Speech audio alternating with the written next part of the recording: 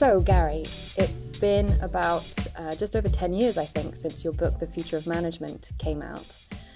What is your thinking about the current landscape of management? Is it what you hoped for, or do you think we still have a long way to go? Kind of both. I'm pleased at some progress, but mindful of the challenge ahead. You know, when I wrote that book a decade ago, it seemed to me that we were at a point in time where organizations were facing challenges that lay outside the performance envelope of the bureaucratic top-down model, which we all know and have grown up with. And yet there were few alternatives on the horizon. I think there are more now than there were then. Some rather amazing companies that have taken a lot of that to heart. Having said that, the vast majority of humanity still works in organizations that have too many layers, too many rules, too many processes.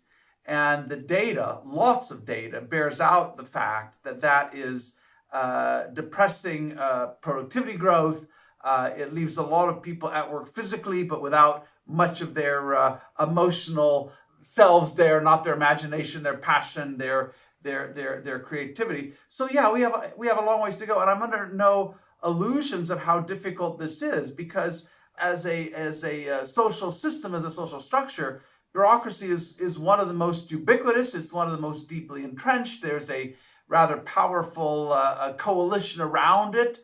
And so I think it's going to take a lot more effort to change that. Having said that, we've changed some other pretty big things down through human history. Most of us no longer live in totalitarian regimes. By and large, slavery has been banished to the fringes of society, and even patriarchy is getting a good drubbing at the moment, and rightfully so. So I'm optimistic, but also realistic. Yeah, I think you said once that if we can invent the industrial organization, then we can reinvent it. It's a human creation. There's almost nothing that is given about it. You know, we've always had human hierarchies on any given subject. There are people who know more than others, so that's just inevitable. But the idea that you'd have one single top-down formal hierarchy as a way of organizing human beings is not a law of physics. That's a choice that we made at a particular point in time when administrative skills were rare and our organizations were growing very quickly, and we needed to create this new class of individuals called managers who are experts at kind of the administrative routines. Now, increasingly, administrative skills are a commodity, maybe not quite yet at the level of algorithms, but there's plenty of know-how out there. And now, rather than thinking about having organizations that are hierarchies of administrative capability, we need organizations that are networks of entrepreneurs. So that's a big challenge, but we've done other difficult things as a species.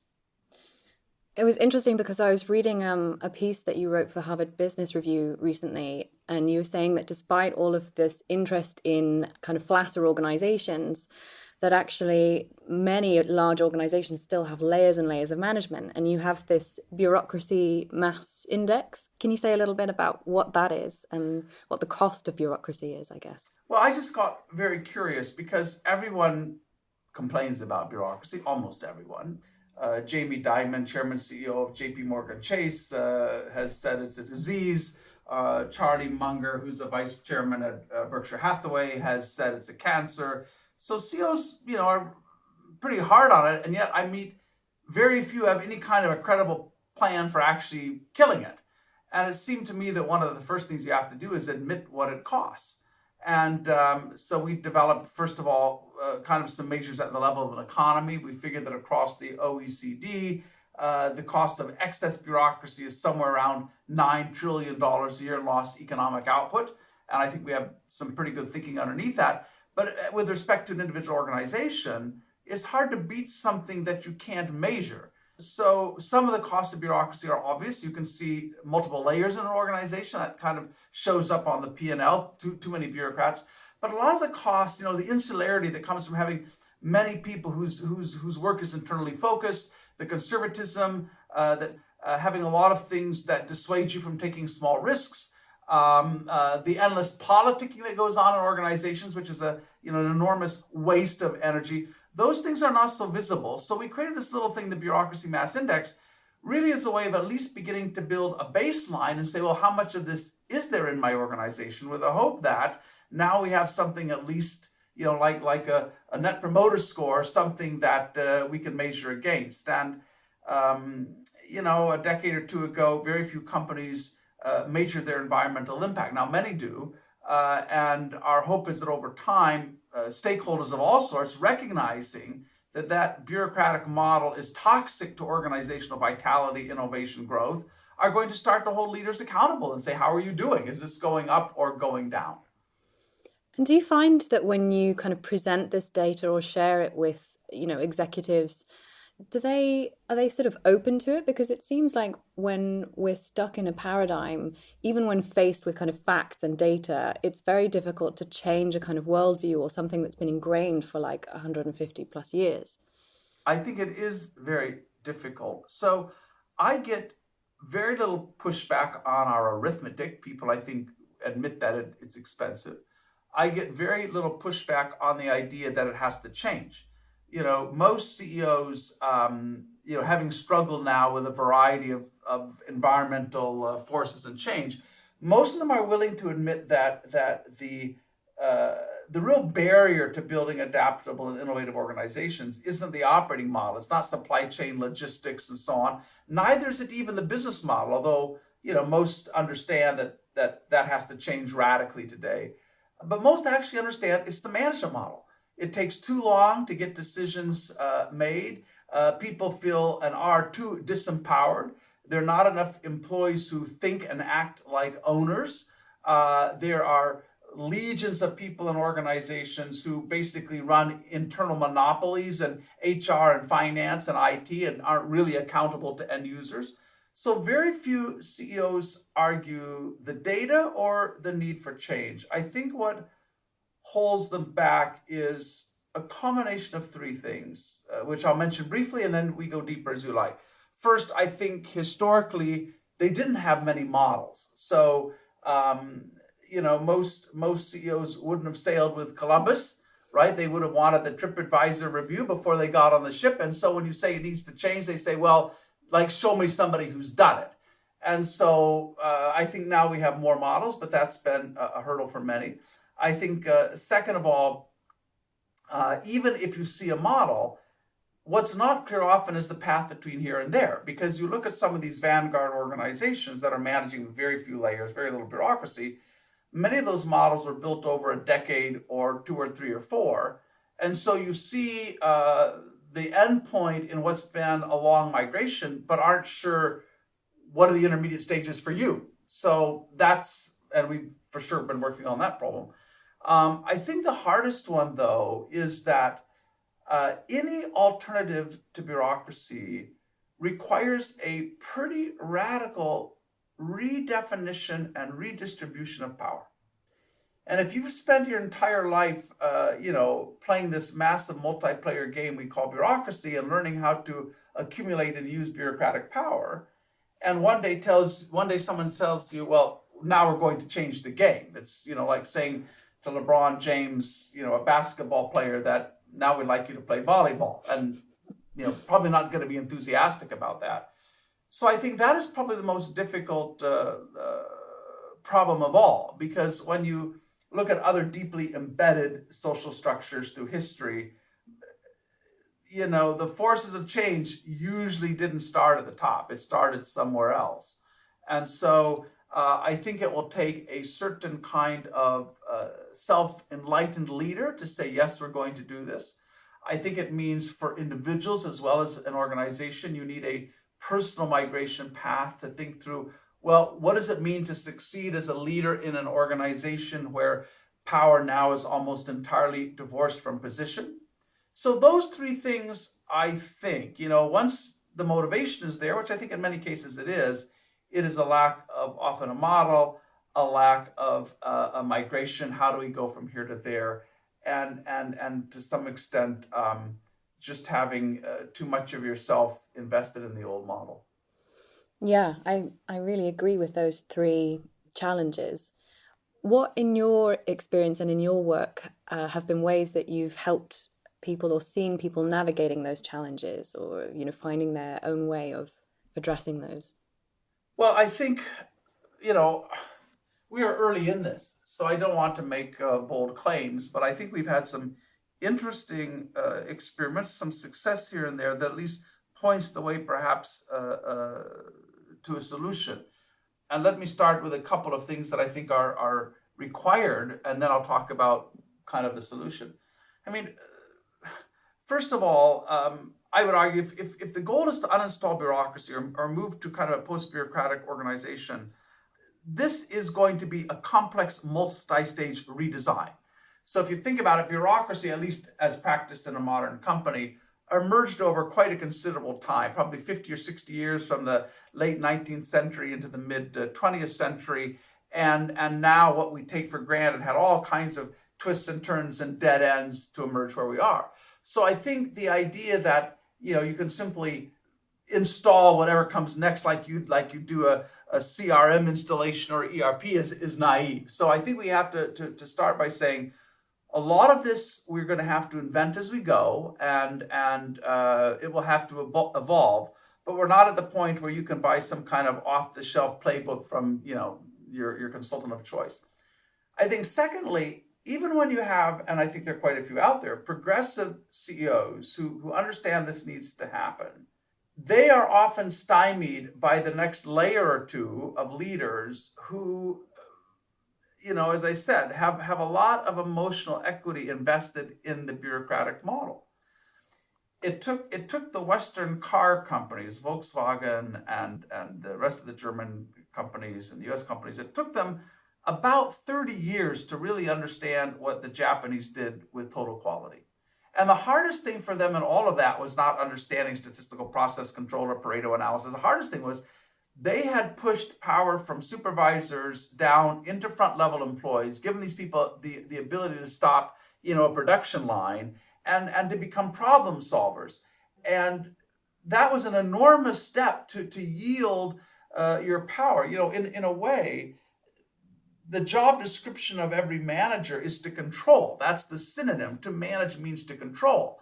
And your value is demonstrated by more rules, more control, more supervision, more oversight. So when you say, well, we're going to give a lot of that away and try to build something that's self-managing, you are eroding a lot of the economic value of a managerial job. And so even when you have progressive CEOs, they often face what I call the Gorbachev kind of dilemma, presuming that he was genuine about wanting glasnost and perestroika, and that the peasants wanted a better life. A lot of the folks in between, the apparatchiks, the nomenclatura, weren't so sure, and ultimately stalled out most of what he wanted to do. And here we are all these years later, still with essentially an autocratic society. And so any approach to solving this problem, first of all, has to be emergent, just because of its complexity and the amount of new things we have to invent. And secondly, you have to find a way of going around those who have a vested interest in just stalling it out. Because, a CEO, we look at these people as being, amazingly powerful, but most of them certainly don't feel that way. Most of them are intensely frustrated by the slow pace of change in their organizations, even when they're trying to get the organization to do things that are fairly incremental and not all that challenging. So the way, and I would say just one last kind of precondition. So it has to be, whatever process has to be emergent. It has to, in some sense, I would say, be bottom up. You have to create a coalition of the willing. And then thirdly, because bureaucracy works after a fashion, whatever you do, you have to be careful that you don't blow up what is there. And so you have to have something that is revolutionary in intent, but evolutionary in the doing. I often ask CEOs today, I'll say, I'll ask them to think about the enormous change you see when you look at Netflix as a model for how we consume video content, or YouTube, with terrestrial television, where, 20, 30 years ago, you had 3 channels, perhaps, and so on. And everybody can get they can get just like the sheer amount of change. And then you ask them, can you imagine something equally radical in how you manage, lead, organize, plan, allocate? And they struggle. And so, to blow up what's there, I think would kind of invite chaos. So that means that whatever we do has to be quite experimental. It has to be prudent in the doing rather than putting the organization at risk.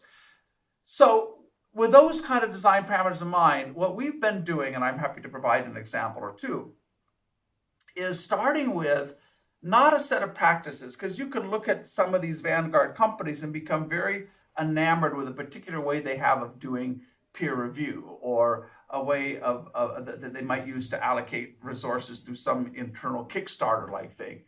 And generally, I urge organizations, don't start by trying to import a practice, because you're going to try to graft something onto inhospitable rootstock, and it's simply not, it'll be gone. And so instead, I think you have to go back further and start with a set of principles and say, well, bureaucratic organizations are built on an internally consistent set of principles called specialization, formalization, unitary command, routinization. So those things are deeply embedded in our processes. And so is there an alternate set of principles? And I think there is. And those principles are around openness, transparency, meritocracy, using markets instead of hierarchies to allocate resources. So you have to start by saying, all right, if we took any of those principles seriously, what would be different? So for me, the kind of problem-solving territory is a matrix, not to make this sound too complicated, because it's really not, but a matrix where on one axis you have the core management systems, how we hire, how we promote, how we compensate, how we plan, how we allocate resources, how we coordinate. And on the other axis, you have a set of principles. We need to be more open. We need to be more experimental. We need to be more meritocratic. And so the challenge is, all right, if we took any of those principles seriously, what would change? So the way we've been trying to tackle this with some organizations, most recently we did something with the North American part of Adidas, the global sportswear company. And in that case, we went to 3,000 employees who are all eager to have an organization that is more adaptable, more innovative. And we said, all right, well, we know these principles are important. So we put together a fairly simple little MOOCA online, massive open online course. And each week we talk about one of these principles, and we give examples from progressive organizations. And then the question to 3,000 people was, right, so what would you change? If we wanted to be more open, what would you change? And somebody might say, well, I think we should publish all salary information, so there's no mystery about why and what people get paid. Somebody else said, no, for me, being open means that we have open books, that we share all the financial information, so we really feel like we all know how the company's doing. Somebody else might say, no, openness means inviting our customers and retail partners into the early stages of our product development and opening that process up to them.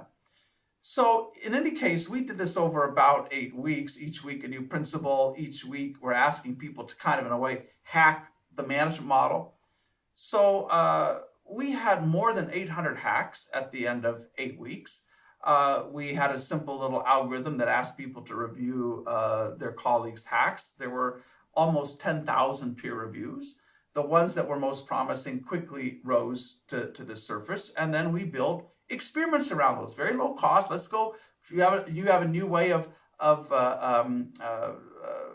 setting goals for teams. Let's try that in one team. Volunteers for 30 days, see the before and after, measure what happens. And so, I think in the same way a company like Amazon or Google moves forward through just constant restless experimentation, that's the same way we have to change, I think, evolve the management model. I don't think it's in one kind of Armageddon-like massive battle to the death with bureaucracy. It's saying, right, we know there are different ways to do things. Let's try them. Let's do them in a safe way. The ones that work, we'll propagate. The ones that won't, we learn something or we stop them. But what was amazing to me was the fact that people were incredibly engaged. They felt that they had the chance to design their own work environment rather than these distant imperial forces that handed these things down. And that many of the suggestions replicated what we already know works in other progressive organizations. So I think that's probably the way we're going to have to do this. And the first principle of design thinking or innovation is go to the users.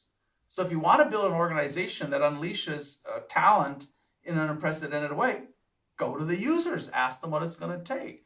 And by and large, they are smart enough to understand that at the end of the day, we still have to make the numbers. We still have to deliver 5 nines reliability. I mean, it's these are not children. They understand that this has to happen within a real business context. But the beauty of doing it in that way is that, when you have 100 people who are saying this process sucks, or here's a better way, there's no 2 or 3 EVPs, SVPs, somebody else who could say, like, we're not going to do that. And so you're really, you're really consolidating the power of people who in most organizations have very little power. But when you put them together, they have enough. I love that idea of not starting or installing practices first, but looking at principles and exploring those and what would it look like if we really believed in openness or transparency.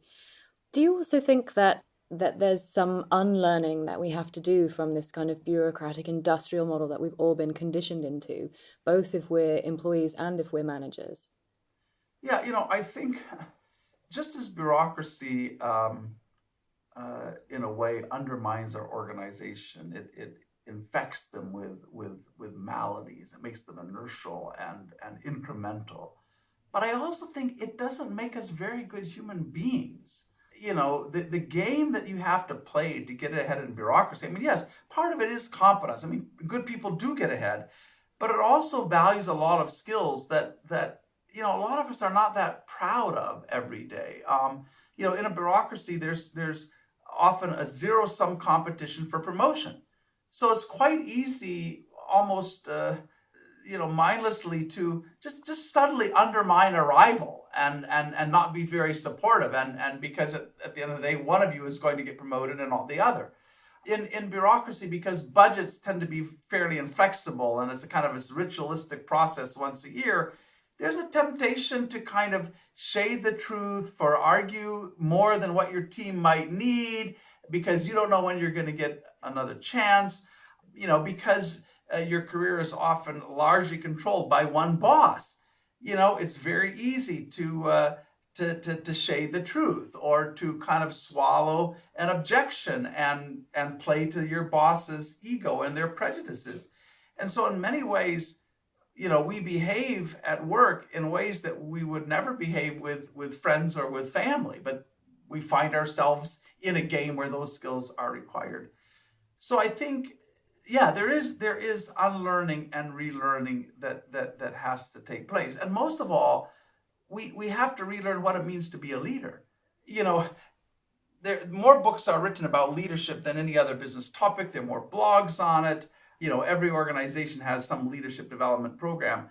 But I think mostly the word we use, leader, is complete bullshit in organizations, because the only way you can be sure you're having a conversation about leadership is to start with an assumption that you have no positional power. You have no authority, you have no title, you have no resources, and you have no power to sanction. And if you start with that, then you can ask, all right, what can you get done? Because now we're talking about your capacity to lead, to inspire, to bring a coalition together, to vision cast, to whatever you need to do to move a group of people from A to B. But as long as you conflate, as long as you confuse bureaucratic power with leadership, it's very difficult to know, are we having a conversation about your capability as a leader or your ability to wield the big stick of bureaucratic power? So, as anybody can tell you who's been in organizations at all, there are a lot of people in leadership positions who are really not leaders. And they would be voted off the island if people had a choice. And so companies hire in China is one, the world's largest domestic appliance maker. W.L. Gore is another, famous material science company, makes Gore-Tex and 1,000 other things. These companies give teams the right to choose and unchoose their own leaders, because the thinking is that the only way you really know whether there's a leader in this job is whether people get to tell you that or not, whether they kind of vote or not. Otherwise you'll have people who have power but really have never developed the skills of leading. So I think, we're going to have to rethink our leadership curriculum. I don't think leadership, it's just ironic to me that many companies will have stratified leadership development programs. So, if you're at this level, you go to the emerging leaders program, and then you go to the, advanced leadership program. And it's just like, no, leadership is, anybody can exercise that. And so teaching people a new set of leadership skills. How do you create your own personal point of view about the future that is compelling for other people? How do you learn to build a coalition and bring people together to do something new? How do you get really good at connecting people and build a network? How do you get good at clearing bureaucracy out of people's way? And so there's a whole new set of skills that are pretty much under taught and under practiced. So yeah, there's a lot of unlearning and relearning that's going to go on. And so we're working right now on what I would kind of call 12 steps for bureaucrats, or detox for bureaucrats, because just, if you've spent a lot of time in a large organization, a lot of these old behaviors are reflexive to you. Yeah, absolutely. Can you share some of the insights from your 12 steps program, or what advice you would give to leaders who are trying to detox? Well, I think the first thing is, in any recovery program, 12-step program, one of the steps, I don't know which one, but one of the steps is that you have to do a fearless moral inventory. What is my part in wherever I've ended up in life? Because it's always very easy to blame somebody else for where you ended up. So I think there's something similar. And just like we have a bureaucratic mass index that we use to measure bureaucracy in an organization, we have kind of a little tool, Am I a Bureaucrat? Where you can start to ask yourself, is there something I've done in the last month to subtly undermine a rival? Did I take refuge in parochialism at some point when I was asked, another part of the organization asked me to help? Have I sometimes been less than completely forthright with the superior because it was easier to kind of just agree with them? So we have about a dozen of those things, and we ask people to go through that and try to be honest and do that together, because all of us, I fall into these traps, everybody does, and so there's no shame in it, but it's being honest. And then it is giving the people around you permission to say, hey, I think right now you're kind of falling into that trap. Then try to change accordingly. And in terms of employees then, because I often hear stories from leaders when they try to initiate a transformation in their company, to exaggerate, they declare self-management, and then people sort of lay in wait, and they're still not stepping into their new authority or initiative, and leaders sort of tell me how frustrating this is. So I also feel like there's some unlearning to do from an employee perspective, because we've been so trained to be sort of passive and compliant. What would you say? I think, everybody says, I want more power. But I'm not sure that's always the case, because with power comes accountability. So I think of, for example, this Chinese company, Hire, where they've taken an organization of 70-some thousand people and they've divided it into 4,000 micro enterprises, little teams, every one of which has its own P&L. And a lot of your compensation depends on how you do the profit of that little micro enterprise. You have enormous freedom. In fact, they call it the 3 freedoms, and I may not remember, but you have a freedom to set strategy. You have the freedom to hire and fire the people on your team, including the leader, and you have the freedom to decide on how you distribute rewards. So that's a lot of freedom. Having said that, more than half of their compensation is at risk. So if you do well as a little unit, you have an enormous upside. But if you don't, and so I think a lot of us, we'd kind of like to be protected from reality by the organization. Let me just go on, not too much pressure. I won't call you on your mediocrity if you don't call me, and so on. So yes, I think it's very easy, particularly the front lines, to talk glibly about, we'd like to be more empowered. But I'm not sure that's true. Now, the reality is, under the right conditions, I think it is true for most people, because, most of us in our private lives, we're not willing to give a lot of power to somebody else. We don't let somebody else choose what clothes we wear or what cars we drive or what movies we see. And, and couples and partners will negotiate that through, right? And so it's not that most of us, as sometimes CEOs say, well, they just want to show up and leave their brain. No, I don't think that's true. But there's also a pretty big change that has to happen there.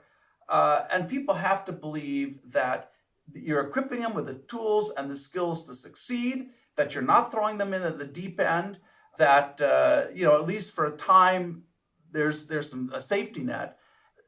I was talking to a leader in local government in the UK, and this individual wanted to do something as simple as increasing the discretionary spending limit for frontline folks from a few £100 to £5,000. And most of them refused, because you're just going to come and whack me, right, if I make a mistake. So building a culture that's fault tolerant, equipping people with the information, the skills they need to be able to use their freedom wisely, all of this is important. Otherwise, you may say you're free and people are going to say, I'm not so sure.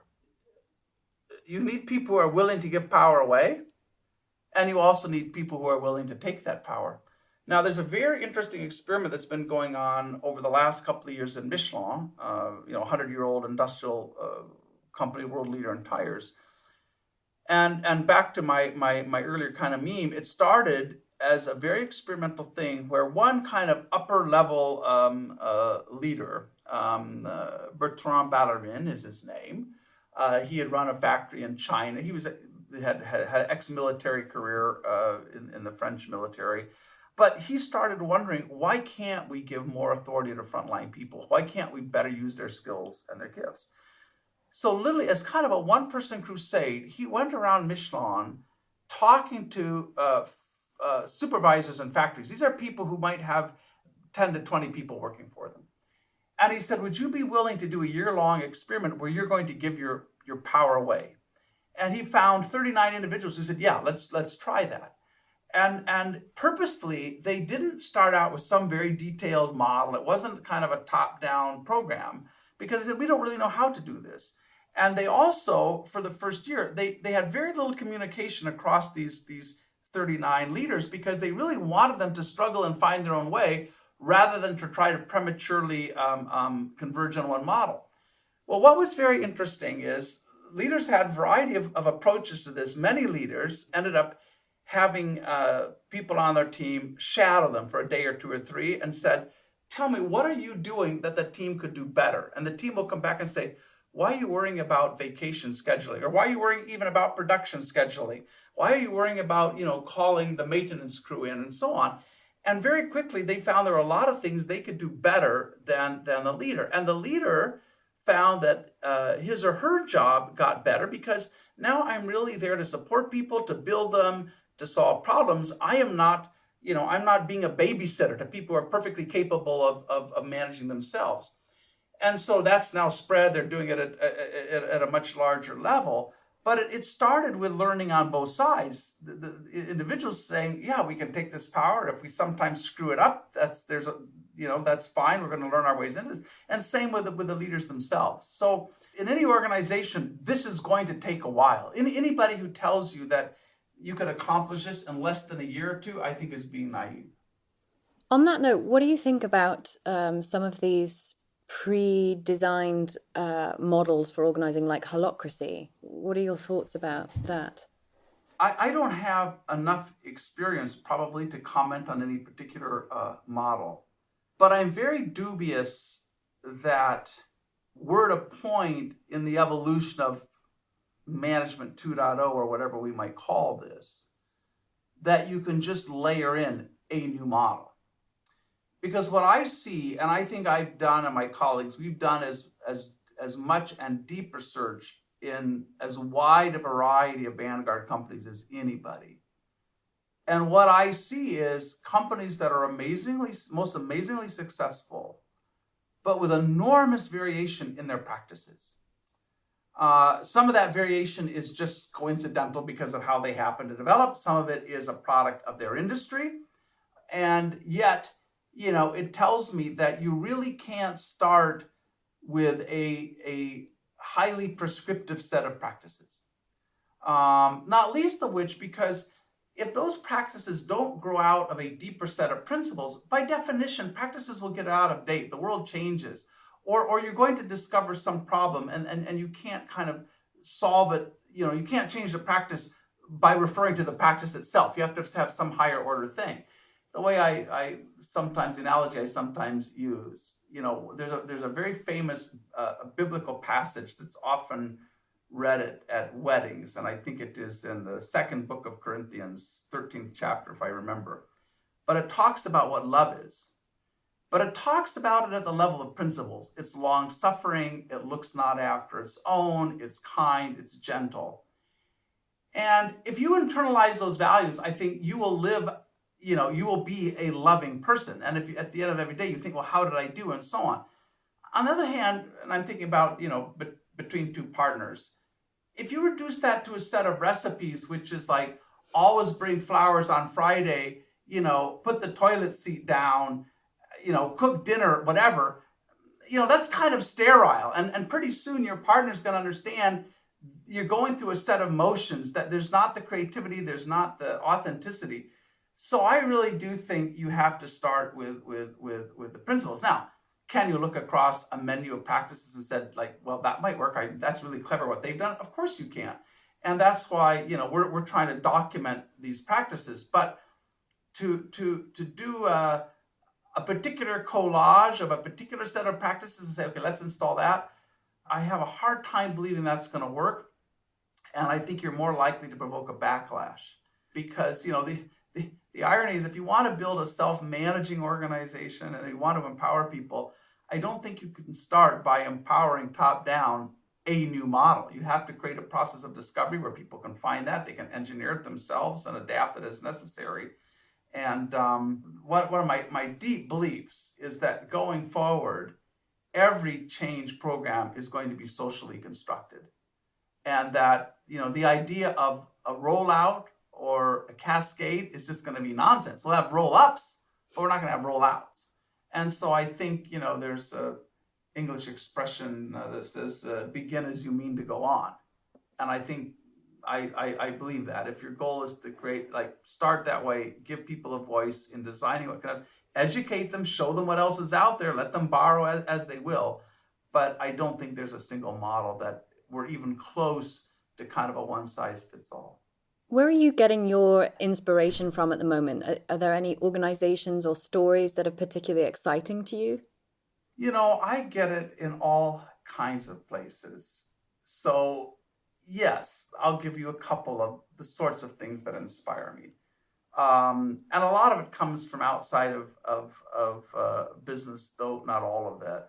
I mean, for example, the most recent brain studies using functional MRI scanning, we're now able to start to get a level of detail that we've never been able to get before, where you can actually see synapses. You can see the connections between neurons in the brain.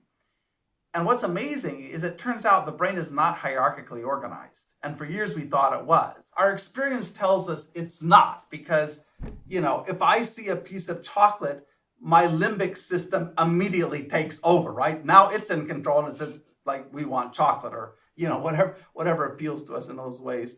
And so we can see that the brain is this incredible lattice that has all these connections running laterally. So that's very inspiring, because if you think about, if our goal is to produce highly evolved organizations that are capable of further, let's start with a model from, biology, the most evolved thing on the planet, which is the human brain. So that's a place of great inspiration, looking at what's going on there right now. There's a lot of stuff that's going on in social media that I find, once you get rid of, all of the clickbait and all of the hate speech and all the garbage. But underlying it is a lot of interesting things about how human beings can organize in the absence of centralization. Reddit, the online community of communities, they did something interesting about a year ago, and I would have never thought, I might have thought, but it's still surprising to me this thing worked. So they created 1,000 by 1,000 grid of pixels, And you could go in as a Reddit user, you could go in and you could change the color on one pixel across you had a palette of 16 colors, and you could change one color. And then it was 20 minutes before you could change another color. So they ran this thing, I don't remember if it was 48, 72 hours, it was a finite period of time where they invited anybody to come in and change a pixel. Well, you think about that and you think, like, you're just going to end up as a completely random, like, what could happen? Well, of course, that's not what happened. Reddit communities started connecting with each other and saying, listen, I'm going to do pixel at this coordinate right now. Like, will you line up and do the next one next to it? Da, da, da. And what you had over this short period of time, you had this amazing global competition to create shapes. And if you go look at this thing, you can find it online. You know, you have the Linux penguin in one corner. You have any number of different flags from around the world. You have people's favorite online video characters. You have a certain amount of profanity. I mean, but what you don't have is disorganization. There's no part of that canvas that just looks like, you know, it was random. So you're like, isn't that amazing? In a very short period of time, with very simple controls, human beings can collaborate in ways that produce meaningful images and structures. So like why do we need hierarchy again? So I think, you know, I guess it's almost a truism that you can't change something fundamentally as long as you're inside it. So, you know, if you pick up a business book today and every reference is about business, and they go in and you can tell the author's mental model is that forever we're going to have these formally arrayed hierarchy. I mean, just like put it down, because you're not going to learn anything new there. You have to start with a broad problem and then look for analogies. Are there other places completely outside of business organization where you can find inspiration? Yeah, I mean, that's how most of the world's greatest innovations occurred, right? By people connecting to random things and learning something new. And by trying things that didn't work. You know, one of my great frustrations. So I now live in Silicon Valley, and I've spent quite a bit of time living in London, and now I've lived for quite some time there. And when I hang out with people from Stanford, let's say in the computer science department, you have people who are trying to teach machines how to emote. Or you meet people in engineering who are trying to master nanoscale manufacturing or graphene or, you know, other esoteric materials. Then you go, and I'm sorry, I don't mean to be critical, but I guess I'm going to be critical. Then you go to the business school, and it's not clear what problem people are trying to solve. Is it like we're a little more efficient or a little bit whatever?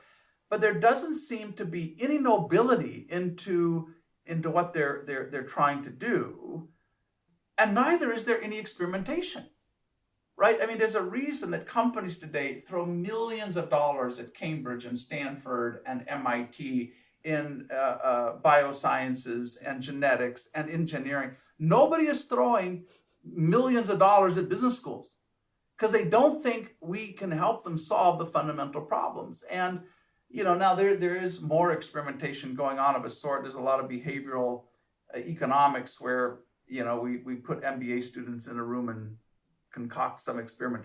And there's a certain amount you can learn there. Most of it we already knew, but very few faculty are actually inside organizations experimenting with new systems and processes and so on.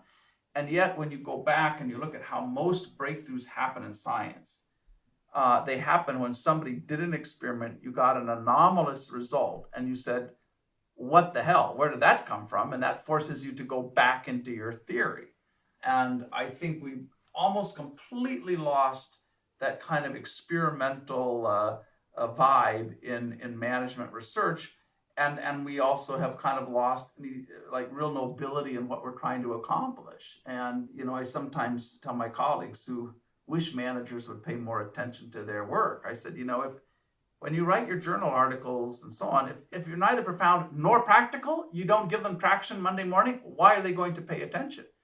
And, you know, we have amazingly, wonderfully interesting problems to solve in the world of management and organization. But I think, most of us just are still playing at the fringes. So on that note, what do you think we all could do in order to make the next sort of 10 years of management innovation more fruitful, or, to move in the right direction? Well, I think the first and maybe easiest thing to do is if you work at any level in an organization, start to see yourself as an experimenter, somebody who can try something. One of my favorite organizations is an Australian company that develops web-based tools for large companies. It's called Atlassian.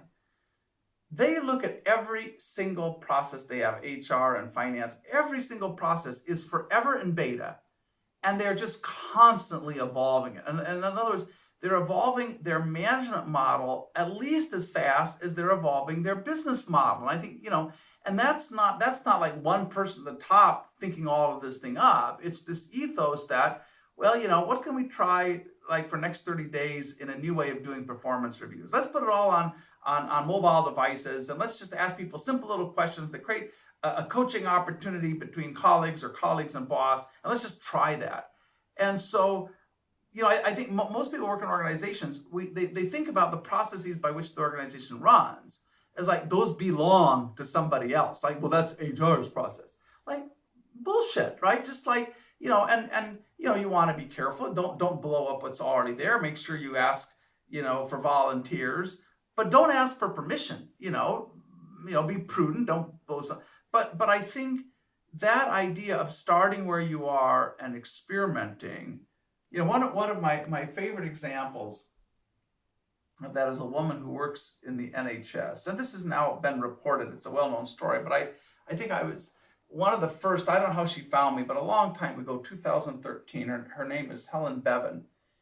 And like a lot of people who work in the NHS, she was frustrated at how often patient care took a backseat to everything else. So in 2013, which is the 65th anniversary of the NHS, without anybody's permission, she somehow hijacked a little social site, and she put up a little template where you could make a pledge to something you would do as an employee at the NHS to improve patient care. And she was working in a unit that she thought might be disbanded in a couple of months. So she set this up just as like a 60-day experiment. And using whatever tools she could, she got the word out and said, come make a pledge. Like, we can change this. We do not need to wait for a new mandate, a new organization structure, new metrics. Let's just go try to do better. Well, by the end of a couple of months, she had 187,000 pledges from pediatricians saying they wouldn't prescribe medicine for children without tasting it themselves to 187,000 pledges. They did it the next year and they had 800,000. The next year, 1.1 million. And this has now been replicated across a number of countries. This woman with a couple of colleagues built something called the School for Health and Care Radicals to teach other people how to. But it started with one person who said, I'm not going to be helpless. I'm not going to wait for somebody else, And so I think the spirit that is almost entirely lacking in our organizations is the spirit of activism. And it's kind of ironic because every corporate leader will say, well, we need to change faster. So my question is, okay, well, have you taught people how to be activists?